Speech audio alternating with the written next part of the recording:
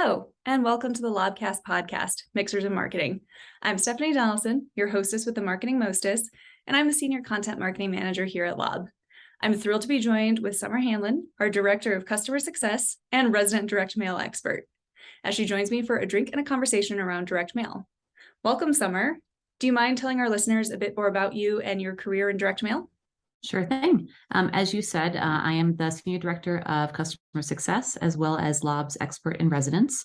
What that means is basically I've been in the business of direct marketing and direct mail for around 20 years. I've worked within the print buying world, the client side, the analytics side, the strategy side. I've been the customer that Lob loves to work with, but I've also run teams that support those customers. So I've done a bit of a 360 tour.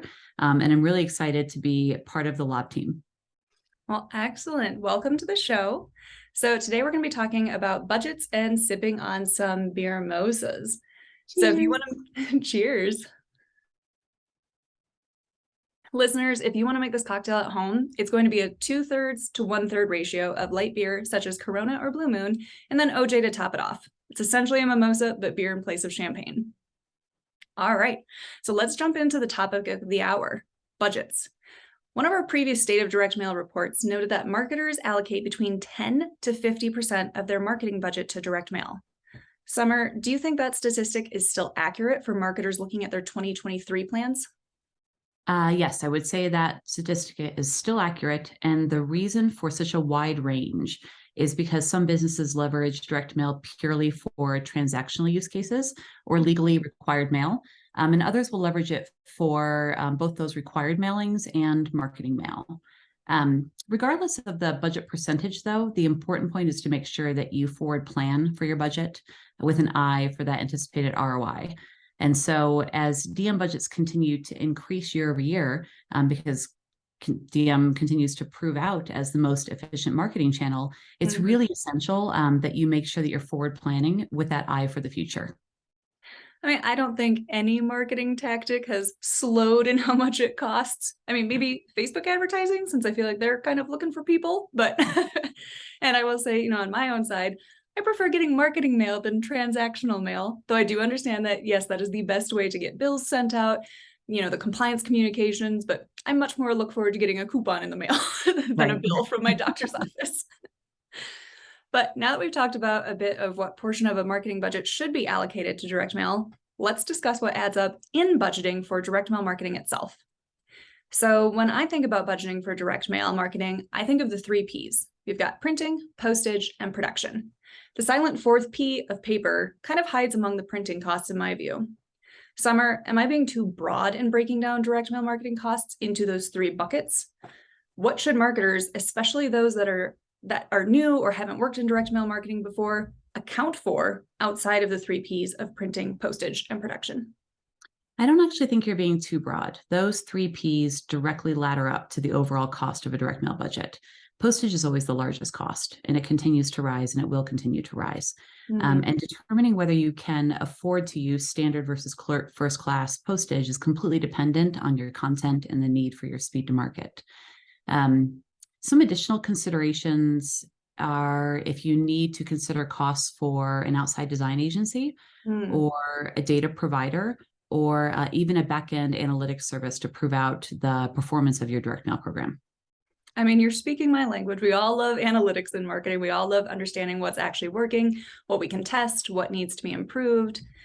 But I think you bring up a really great point. As someone who has specialized in digital marketing for so long, when I come up to a new tactic, I often just think of like the front end costs, like getting the piece created. And then when it comes to like something like email, you design your email, you add your list, and boom, out it goes. Typically, you've already paid your email service provider, so you don't have to think about additional costs. Where I think, direct mail, you're still gonna have to pay for that postage, otherwise it's not going anywhere. You have to make sure that it actually gets to the USPS so that they can get it out into the mail. And then again, just even the production or printing of the piece. I think, a lot of us, again, we just come from that side of the house where it's digital. It's almost immediately out there. It's immediately in the hands of our customers. So it's a very different thing. It's a very different thing to consider all these extra budget considerations that we have to think through. Absolutely. kind of going back to what you just mentioned about like first class versus the other types of postage, what's a good rule of thumb for determining if your piece should be first class? Well, if you're sending transactional mail or anything that includes personally identifiable information, you have to send it out first class. That's just it's been a USPS rule for as long as I can remember. Okay. When you're thinking about your marketing mail, though, I would lean toward first class if you have a very tight offer window and you need to make sure the piece arrives in home and that the customer has that time to respond within limits. But if you're sending out something that has a longer offer time period, or if you're sending out a notification that is not anything that has personalized information and it's just a heads up, I would use standard class postage so that you save that money, because again, postage is the real the money spender in the budget. Makes sense. All right. So if someone was just looking at getting started with a direct mail campaign, maybe they're still really new to it, what would you recommend they start with in terms of mail format? Letter, postcard, self-mailer, what have you? This question, I will be super honest and say this question always drives me crazy, because if I had the answer to this question, I wouldn't need to work anymore. I would have the golden ticket. I would own an island. I would have a resort on that island. It would be amazing. The most important thing that you can do is just test your piece within your own industry, because your results are going to be very industry specific. It's going to be very dependent upon whether or not you're sending someone, say, a free offer for Lululemon leggings or something. You're going to get a great response on that, as opposed to someone saying, hey, I am installing new roofs in your neighborhood and you can save $1,000 on a $20,000 roof. The response rate is going to be a lot lower. So it's more about making sure that as you're thinking about including direct mail in your program, you think to yourself, what should I be concerned about testing? How do I go about that? What makes the most sense? And how do my customers normally like to receive information? And you can actually use some of the learnings from your digital channels to inform that. If you find that within your emails, people are really scrolling all the way through and they're clicking those informational buttons and driving engagement at the bottom of your email, they care about all that information.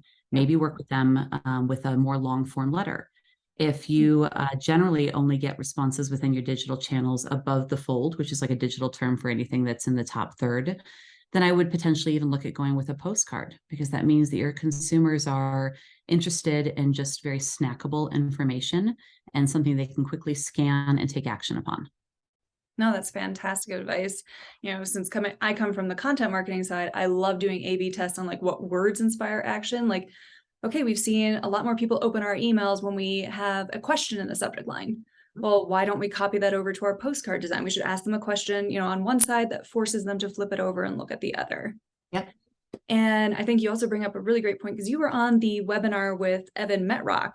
Yes. iExit, and he went through that whole thing where he tested the postcard and started filling it up with a lot of information, because he was realizing, okay, my prospects have a lot of questions. Went to a letter, had much better results. Went to a 2-page letter, had even better results. So I think it really does come down to testing and understanding what your audience needs from you and how much room you need to get that message across. Exactly. Also, to make sure that it's readable, findable, discernible, you need that negative space in there. Oh my gosh, we have a blog on that. And I swear some people commented that were like, oh, I never even thought of it, because it's just, I want to get as much content on there as possible. And it's like, nope, people need a break. They need a break, and they need to understand why you're reaching out to them. And you have a very finite amount of time to be able to do that. And one of the benefits that I find with direct mail is that because they're holding it in their hand, they also recall your brand and they give you that little bit of extra time, more than they give you with an email. But still, if you try to throw everything onto a piece, nobody knows where to look. Nobody knows what matters. Nobody knows why you're reaching out to them. And usually you're the first piece that's going to be set off to the side. Yep. Open up that recycling box and toss it in. Yep.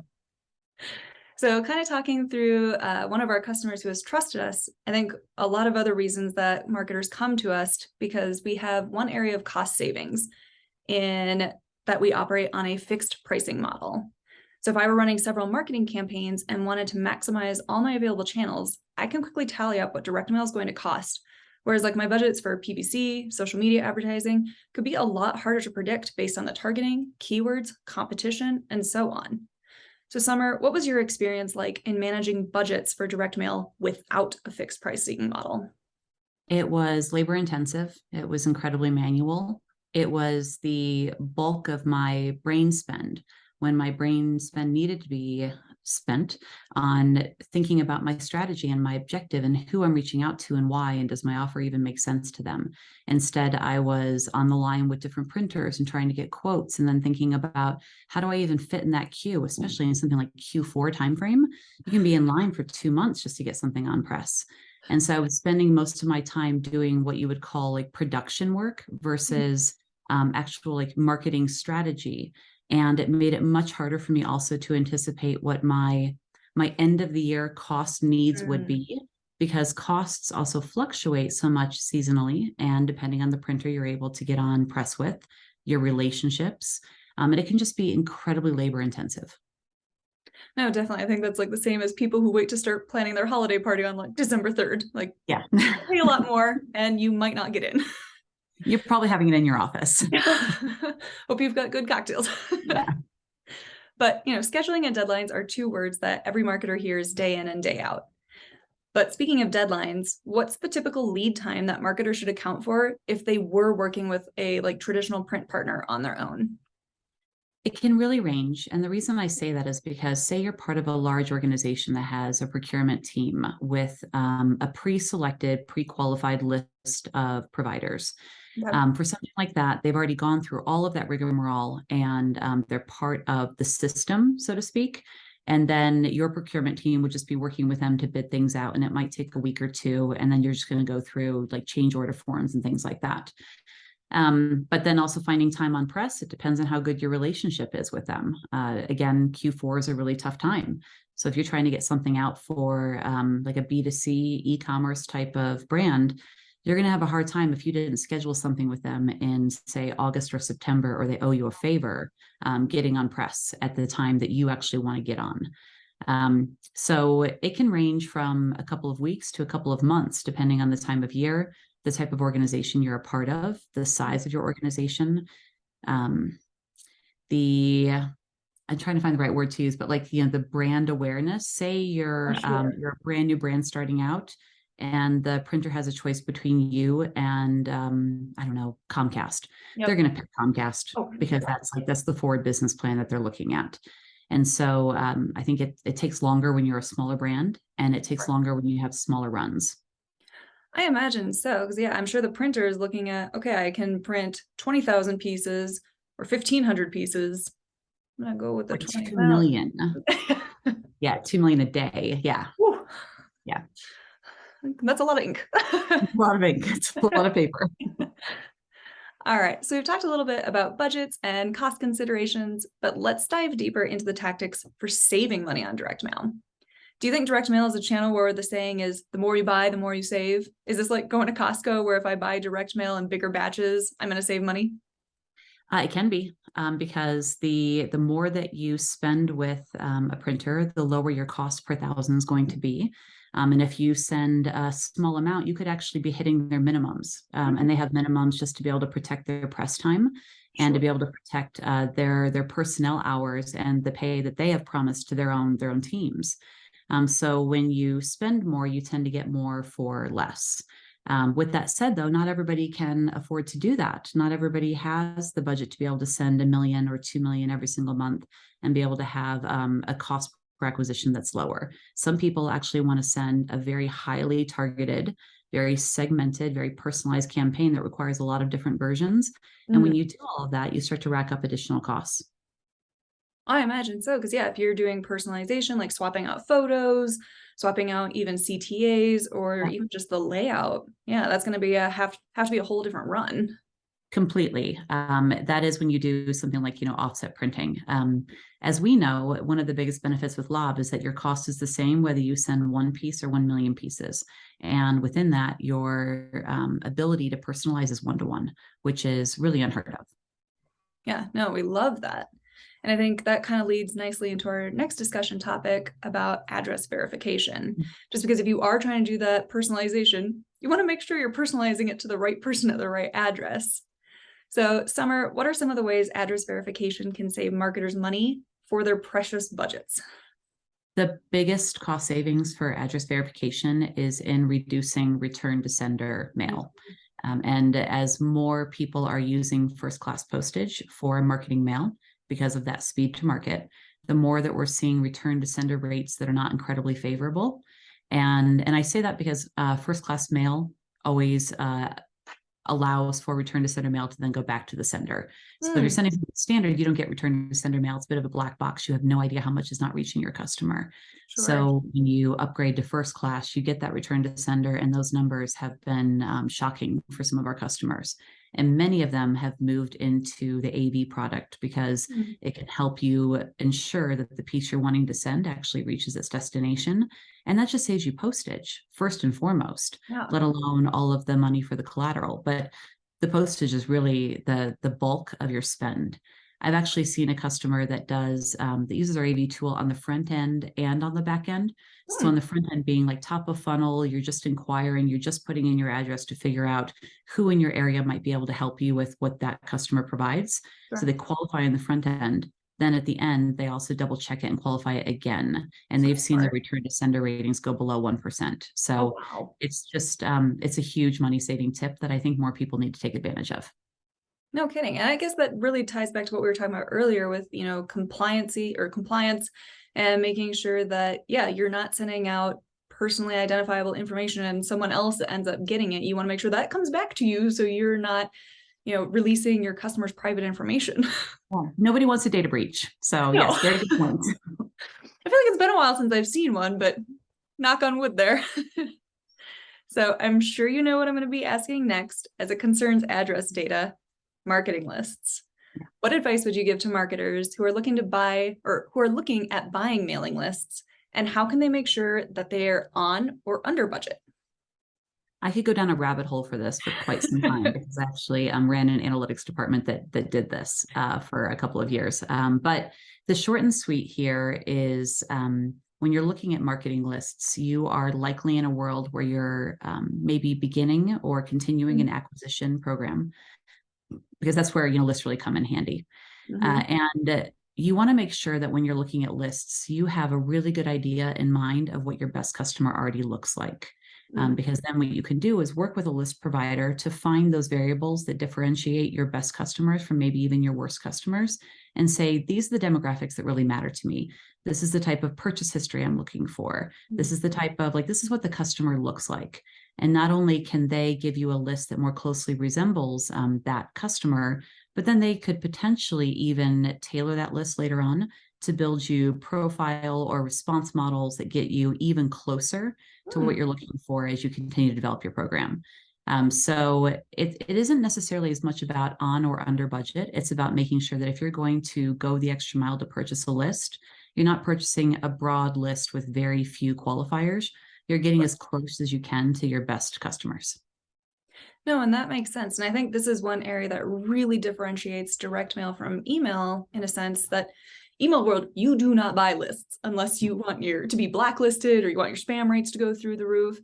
But direct mail, it's not an uncommon tactic, and consumers don't really mind it because, like you said, if I get a mailer that's not really relevant to me, I'm just going to put it in the recycle bin, or maybe I'll pass it on to a friend. In a previous episode, I talked about, a direct-to-consumer food delivery service sent me something. I already have one, so that wasn't relevant to me. But a girlfriend of mine was complaining because she was making the same 3 recipes every week. And she's like, I think my kids are going to revolt. And I was like, oh, well, I got a coupon for 10 free meals. And she's like, oh, thank God. My kids will actually eat their dinner tonight. But it didn't work for me, but I still passed it on. And I think that's another area where buying lists, even if the person that receives it doesn't end up being your end ideal customer, they might pass it on to someone who is. Yeah. If it's a good deal, people are going to talk about it. Right. Okay. So we verified our addresses are correct and our mail is deliverable, but then what? What are some top tips for making the most of our mail tracking to maximize ROI and optimize future campaigns? Well, the ability to track your mail from production to in-home delivery piece by piece is such a valuable tool. It's a valuable tool not only for marketers, but also for compliance like product owners. When your DM piece is intended to offer purchase goods or notify someone of an upcoming system change or an outage, the ability to know when that piece reaches the customer is essential for your follow-through action as a brand. Our solution, as you know, automatically tracks production and delivery for each piece of mail, and you can meet your compliance regulations much more easily. You can measure your campaign performance a lot more easily because you know when those pieces are arriving in home. You can track your campaign at an aggregate level, and then you can also track like piece by piece delivery. So when you think about it from, a marketer's perspective or a product owner's perspective, knowing when that piece arrives in home gives you such a clarity and such a visibility to then be able to go to your own leadership and say, this is the information I'm now empowered with. This is the action I'm going to take. This is where I need the budget to spend that money to go do this. And this is what I promise you we're going to get in return. It's an essential part of why direct mail works so well when you work with Lob. Awesome. Yeah, I think, talking about analytics, again, coming from the digital side of the house, I spend a lot of time in Google Analytics, looking at referral sources, bounce rate, time on site, goal completions, to understand how our marketing campaigns are performing when driving traffic to our website. But one thing I think some marketers might forget when creating direct mail campaigns is using UTM parameters to get even more granular about tracking results. Summer, can you speak to the mail tracking and analytics available in Lob? Sure. Well, I actually did a little bit of research before our call because I wanted to know what UTM meant, because it's just always been part of the vernacular. And so for anyone listening to this call, I promise I did not know this ahead of time. But UTM actually stands for Urchin Tracking Module. And I guess Urchin On Demand was the name of this company, was the company that made tracking website visitors really popular through those coded URLs. And of course, Google purchased the company, and then the name. As they do. Right, as they always do, like any smart company, they're going to purchase. But bottom line, fun fact for everyone. But bottom line, marketers can get really detailed analytics through these parameters and get access to customer engagement data, just like you do with email. It's one of the really amazing benefits, especially as more and more people are opting out of email or not clicking on things because they're not sure if they should. Yeah. This tool allows you to forecast whether or not your strategy is even working, or figure out what strategy is working, who's actually engaging with my piece. And when you think of it from a company's perspective, someone engages with your piece through that UTM parameter, and then they go through your buy flow. And let's say for some reason you start to see a huge drop off. You can actually go through that buy flow and figure out, where did they drop off? Is there a place in my buy flow that doesn't make sense from a customer's perspective? Maybe I'm too close to it. Maybe my IT program is too close to it, and they don't realize that there's some friction in here. And I can actually go in there and find a way to reduce a step or steps to help the customer get to the desired action.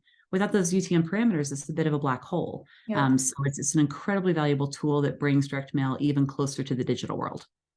Oh, definitely. And the great thing with UTMs now, tools like Bitly allow you to create QR codes that have that UTM tracking right there. So, if I get a piece of direct mail, it has QR code, I scan it, they can tell exactly that my visit came from that piece of direct mail. They can attribute that result right back to it instead of being like, well, we sent out that piece that had a QR code, so I assume they scanned it. They visited the website, didn't they? No, you can actually see how many people scanned it, or, if you do a URL shortener and have those UTM parameters appended, it's a great way to really track your results. Yeah. So I think another money-saving asset that's available in Lob is our HTML templates, which can streamline content production. So off the top of your head, do you know what templates our customers like to use first? Or do you make any recommendations of the HTML templates that Lob customers should be using in their direct mail strategy? This kind of ladders back to the question where if I had the answer, it would be like the golden ticket. I think that the customers are going to use the templates based on their campaign objective, and also knowing how their customers like to receive information. And it's really important to test different formats across your campaigns to drive the results that tell you. I think it's very easy as a marketer or a product owner to be a focus group of one. And I have fallen into this trap and just assume I like to receive information this way, so my customers must want to receive information this way. And the truth is, you just have to test. So while we see a lot of customers out there using 6x9 postcards and one sheet, 2-page letters, it isn't necessarily that one will use one for one type of action and one will use the other for a completely different type of action.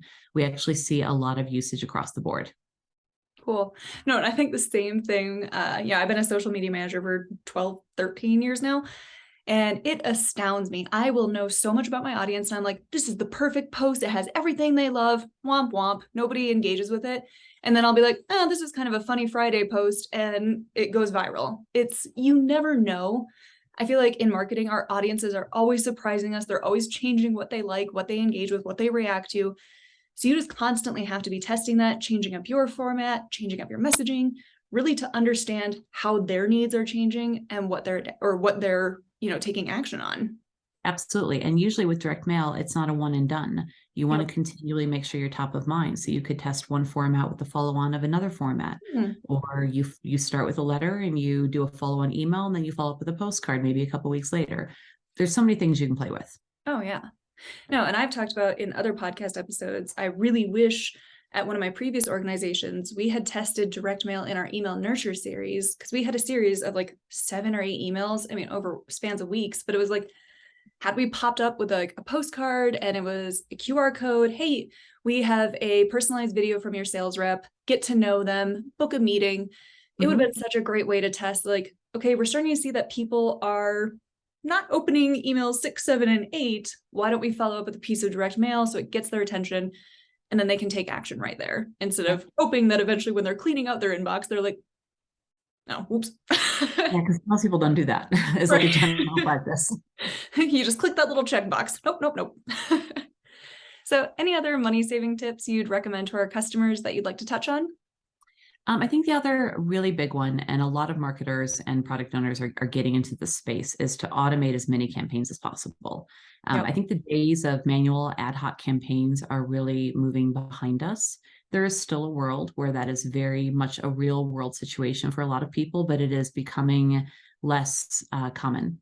I think the main reason for that is because we're seeing not only this past couple of quarters with the economy, but also we saw through COVID, decreased budgets across the board. And usually decreased budgets are going to affect marketing staff, analytics staff, project management staff a little bit more than maybe operations staff. Yep. And with that means that the people who are left have less time and need to do more.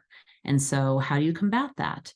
And how do you, as potentially a marketer who's only had a digital background, because most marketers did not get their MBAs to become direct mail experts, it's just the reality.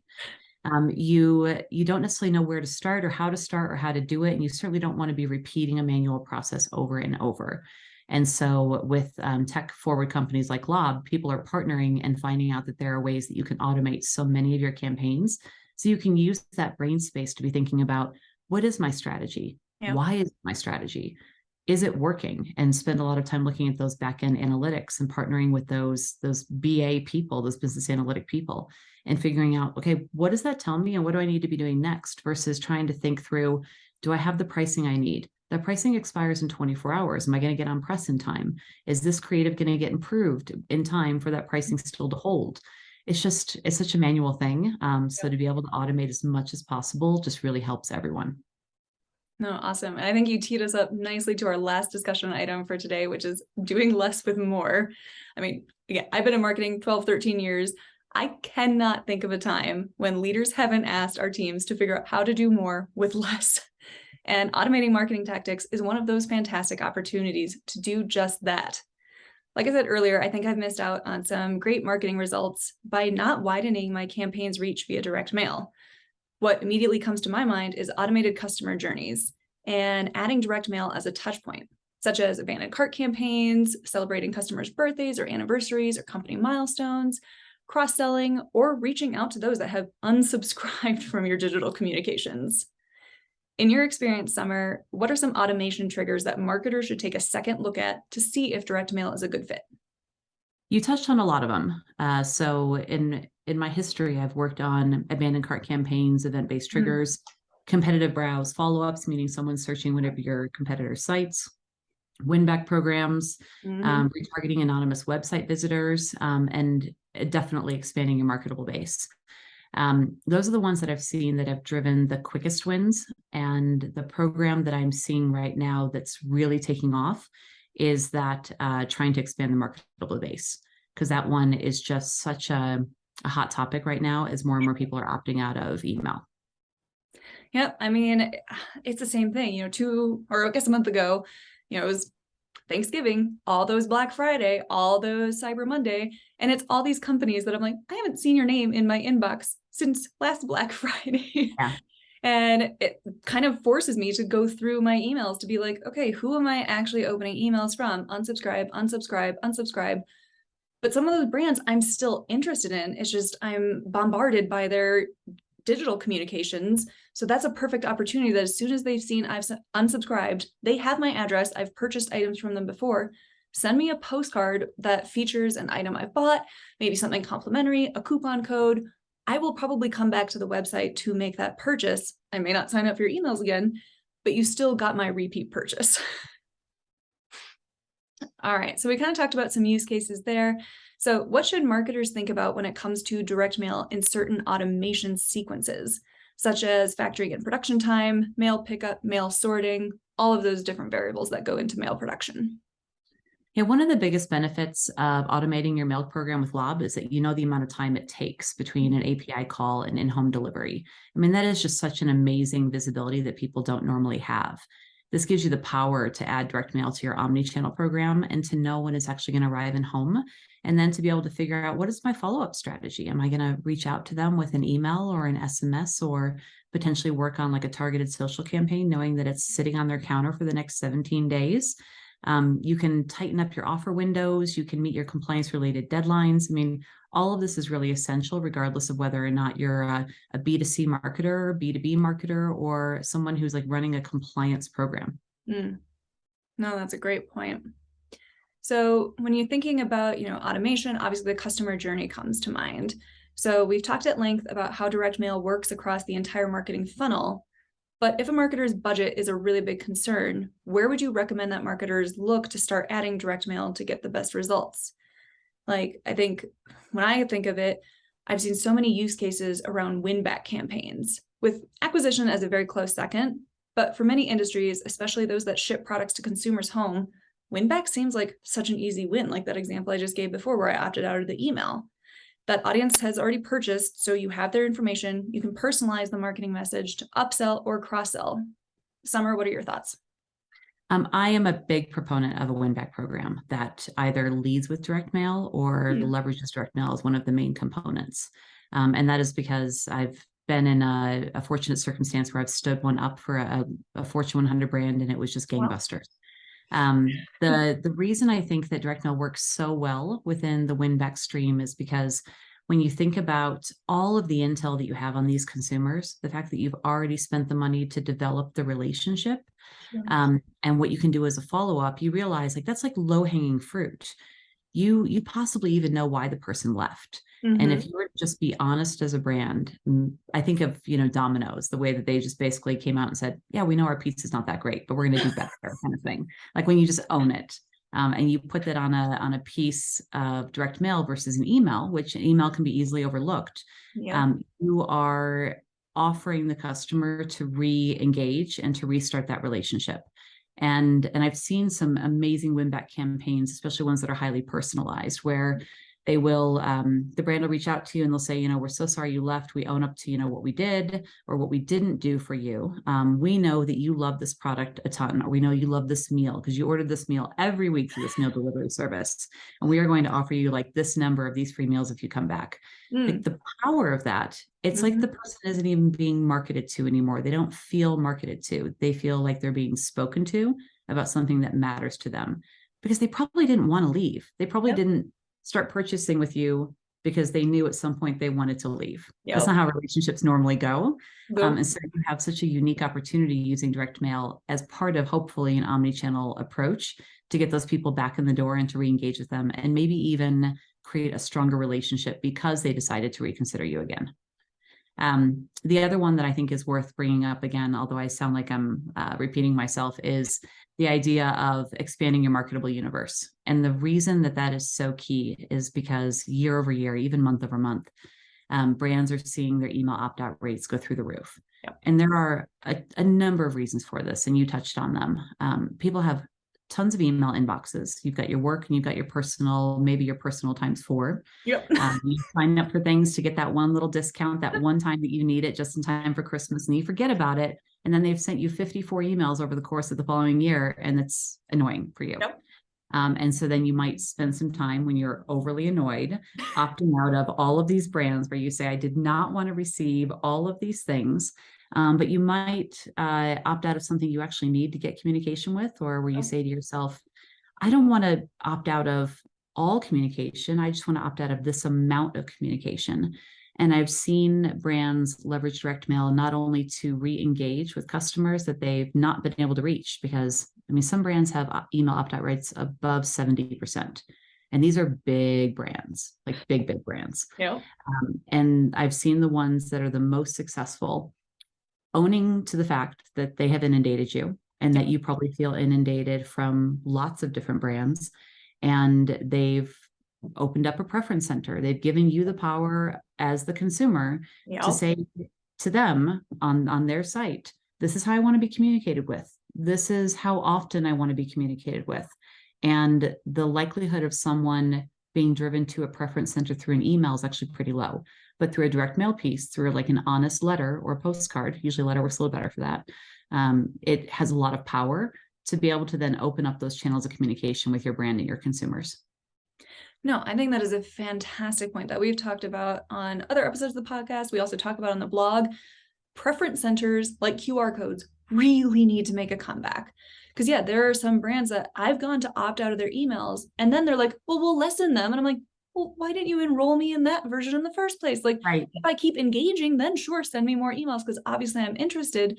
But yes, don't annoy me off the bat where I do go hunting down, like, where's that hidden unsubscribe button? Yeah, exactly. Because once you get on the kick, you keep going. Yep. Because then it's like, oh, sorry, Old Navy, bye-bye. But I totally agree. I think preference centers really do need to make that comeback so people can say, yep, I want, monthly or quarterly emails. Yep, you can also send me monthly postcards with coupons or promotional stuff. I would love to hear from you via SMS. Yep, I've installed your app. You can send me push notifications. Allowing the customer to tell you how they want to be communicated with changes the game because you are building that relationship. Like you said earlier, it's not just transactional. I want someone who sends me relevant information that seems like they actually took the time to understand what I'm interested in from their brand and then caters to that by saying, hey, you liked X, you probably also like Y. Okay, maybe I do like Y, or worst case scenario, I don't and I continue to buy X. Yeah. It's about the idea of feeling seen and heard. Yes. And regardless of whether we're talking about mail or talking about anything else, I think everyone just has that perspective of wanting to be more than just a number. Yep. Yeah. Gone are the days when you can just pop a person's first name in the subject line. Like, no, I need a bit more personalization. Like, okay, you've shown me what I bought before, and now here are things that complement it. Okay, cool. You're actually listening. Unless you send me an email where it's something that I rated very poorly, and you're like, hey, you liked X. Do you want to also buy just this? Just because you clicked on it. No, I don't. All right. So as we get ready to close out today's podcast episode, is there anything I missed in our conversation around automating direct mail, especially in how it can be beneficial for a marketing budget? I think just the main thing is to reiterate the fact that wherever you can automate, do it, because you really want to make sure that you have a program that is like self-reliant and one that can not be on autopilot by any means, but one that can then be fine-tuned, I think is probably the right term to use, because when you have a program that is already automated, then you can start thinking about, what do I need to be testing? Because usually when you're getting a campaign out the door, testing is the last thing you're thinking about because you just don't have the brain space. You've run out of time. You might not have quoted with your printer different versions. Like, well, it's too late. It's just too late. But if something's already running, you can really play with testing within the program and be able to test to your heart's content. Just make sure you can measure it on the other end. That's always great advice. That's like a whole nother probably Lobcast podcast. I'll put it on the calendar. All right. Well, thank you so much for joining me today, Summer, to chat about budgeting and direct mail marketing. To our listeners, thank you so much for joining us for Drinks and a Chat about direct mail. If you do want to dive deeper into the topic of budgeting and crushing your marketing ROI, please feel free to download a complimentary copy of our ebook, The Modern Marketer's Guide to Crush ROI and Budget Goals with Direct Mail, at lobdemo.co/direct mail ROI. That's lobdemo.co/direct mail ROI. Our next Lobcast podcast episode will be the first of 2023, and we're starting the new year off right by talking about our marketing resolutions. As always, you can browse our library of episodes over at lobdemo.co/lobcast. Thanks for listening. And that's all, folks. Hi, guys.